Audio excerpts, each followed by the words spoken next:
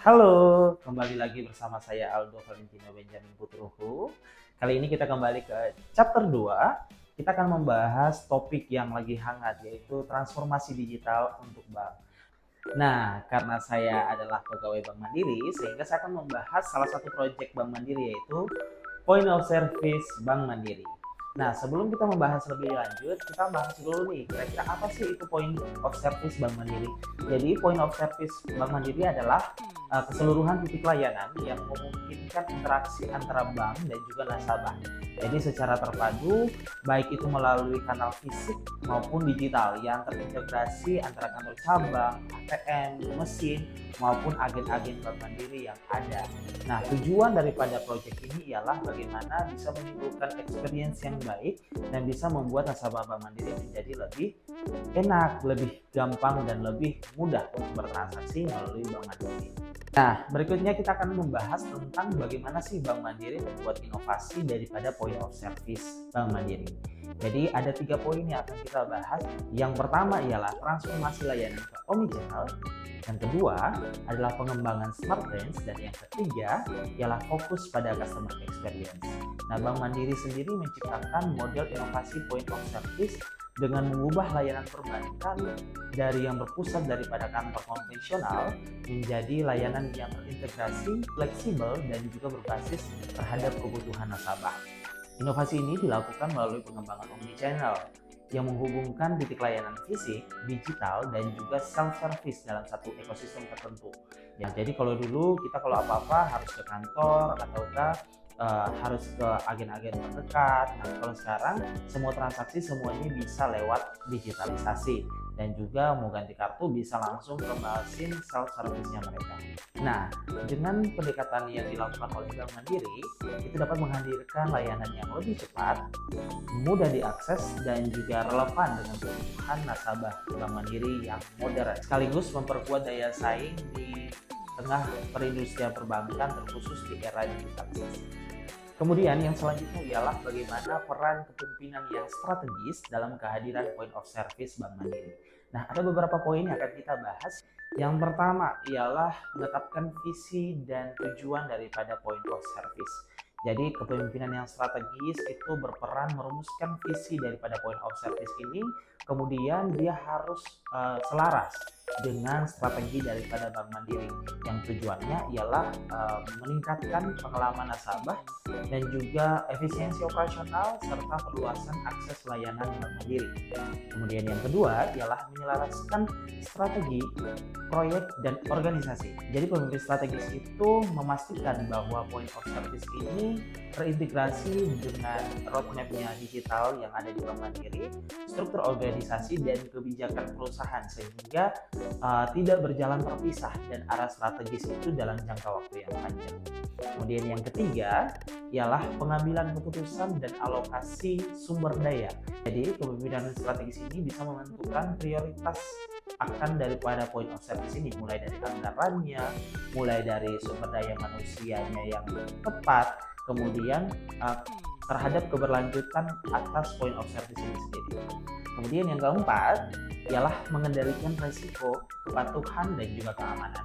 Jadi pemimpin strategis ini harus memastikan bahwa memang dari sisi nasabah itu dia terbantu lebih cepat, lebih mudah, tetapi tidak mengurangi resiko atau regulasi yang ada. Tetap harus patuh terhadap regulasi, standar keamanan, dan juga tata kelola yang baik, sehingga inovasi ini tetap aman dan terpercaya. Nah, yang kelima ialah monitoring, evaluasi, dan pengambilan tindakan korektif. Jadi pemimpin yang strategis ini memantau kinerja daripada Point of Service ini memenuhi terhadap indikator utama atau KPI-nya, kemudian mengevaluasi hasil dari implementasi Point of Service itu sendiri, serta mengambil keputusan yang cepat untuk perbaikan yang berkelanjutan jika di dalam implementasinya itu terdapat masalah-masalah kecil yang timbul saat implementasi itu. Yang keenam, menjamin keberlanjutan dan skalabilitas daripada Point of Service itu sendiri. Jadi pemimpin yang strategis ini memastikan bahwa Point of Service ini dia tidak hanya berhenti pada tahap implementasi, tetapi bisa dikembangkan, direplikasi, dan juga diperluas dan menciptakan nilai yang cukup dalam jangka waktu yang panjang. Yang berikutnya ialah dalam setiap inovasi pasti ada hambatan. Nah, hambatan-hambatan internal apa sih yang sering muncul dalam proses implementasi daripada point of service itu sendiri? Kita akan membahas 6 poin di sini. Yang pertama ialah resistensi terhadap perubahan. Jadi pegawai atau unit masih terbiasa dengan pola-pola konvensional. Yang kedua ialah kompleksitas integrasi sistem teknologi. Jadi menimbulkan tantangan teknis, kemudian memperlambat implementasi dan juga berpotensi untuk mengganggu layanan. Yang ketiga adalah koordinasi lintas unit yang kurang optimal. Jadi perbedaan prioritas dan kepentingan dapat menghambat pengambilan keputusan pada saat implementasi point of service itu sendiri. Kemudian yang keempat, keterbatasan waktu dan beban operasional. Menjalankan point of service sambil tetap menjaga operasional, sehingga fokus dan kecepatan implementasi proyek menjadi terbatas. Yang kelima, pengelolaan perubahan proses bisnis. Jadi penyesuaian terhadap standar operasional produk dan juga alur layanan yang baru dapat memperlambat adopsi terhadap point of service itu sendiri. Kemudian yang keenam, kekhawatiran terhadap risiko dan keamanan. Nah, ini menimbulkan kekhawatiran internal terhadap risiko dan juga keamanan data, kepatuhan regulasi, dan lain-lain. Nah, dari inovasi yang besar ini pasti harapannya kita akan melihat dampak positif apa sih yang muncul daripada implementasi point of service Bank Mandiri. Ya, kita akan membahas 5 di sini. Yang pertama ialah penguatan citra sebagai bank modern dan inovatif. Jadi, bank yang adaptif terhadap perkembangan teknologi dan kebutuhan nasabah digital. Kemudian yang kedua ialah peningkatan kepuasan dan loyalitas nasabah. Pengalaman layanan yang lebih baik berdampak terhadap kepuasan nasabah atau yang familiar kita dengar adalah customer experience. Kemudian yang ketiga adalah peningkatan daya saing di industri perbankan. Inovasi layanan memperkuat posisi kompetitif Bank Mandiri, khususnya dalam persaingan layanan digital dan omnichannel antar bank. Kemudian yang keempat ialah citra positif sebagai bank yang inklusif.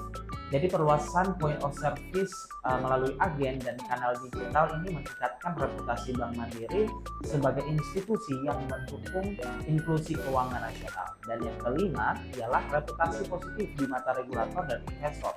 Jadi regulator dan investor ini melihat bahwa keberhasilan daripada point of service ini menunjukkan bahwa tata kelola dan kemampuan transformasi yang baik dari Bank Mandiri sehingga meningkatkan kepercayaan daripada regulator, kemudian investor dan juga pemangku kepentingan lain. Nah, kemudian harapannya bahwa bagaimana sih kita membuat rencana strategis daripada point of service ini selama 1 tahun ke depan. Kita akan bagi ke dalam 4 fase. Fase yang pertama itu fase 1 sampai 3 bulan. Jadi pada tahap ini bertujuan ialah penyelesaian visi, kemudian kesiapan internal dan juga desain daripada layanan point of service. Yang kedua ialah implementasi dan penguatan kapabilitas. Nah, pada tahap kedua ini range waktunya itu dari 4 bulan sampai ke 6 bulan. Membahas tentang apa? Membahas tentang eksekusi awal daripada point of service dan kesiapan SDM untuk mengimplementasikan daripada point of service. Yang ketiga, integrasi dan optimalisasi layanan. Nah, pada tahap yang ketiga ini dimulai dari bulan ke-7 sampai bulan ke-9. Ini tujuannya ialah integrasi sistem dan konsistensi pengalaman nasabah. Nah, untuk tahap yang terakhir, tahap keempat dari bulan 10 sampai bulan ke-12 yaitu membahas tentang evaluasi, penyempurnaan, dan stabilitas. Jadi tujuannya ialah evaluasi terhadap kinerja daripada point of service dan kesiapan serta pengembangan dalam jangka panjang terhadap point of service itu sendiri. Nah, kita masuk pada tahap yang terakhir yaitu conclusion. Jadi kesimpulan daripada point of service itu sendiri ialah merupakan transformasi layanan menuju sistem omnichannel yang terintegrasi yang menggabungkan antara layanan fisik, digital, dan self-service untuk meningkatkan pengalaman nasabah. Nah, keberhasilan proyek ini ditopang oleh kepemimpinan strategis yang mampu menetapkan visi, menyelaraskan sumber daya, dan juga mengelola perubahan organisasi. Nah, meski menghadapi hambatan internal seperti resistensi SDM dan kompleksitas sistem, proyek ini memberikan dampak positif yaitu terjadinya peningkatan kualitas layanan, kemudian kepercayaan nasabah, kemudian penguatan reputasi Bank Mandiri sebagai bank modern dan inovatif, serta menimbulkan kepercayaan regulator, investor, dan juga pemangku kepentingan lainnya. Nah, sampai di sini pembahasan kita dengan topik transformasi digital untuk bank, khususnya Bank Mandiri dengan judul Point of Service Bank Mandiri. Sampai berjumpa di topik-topik berikutnya. Bye-bye.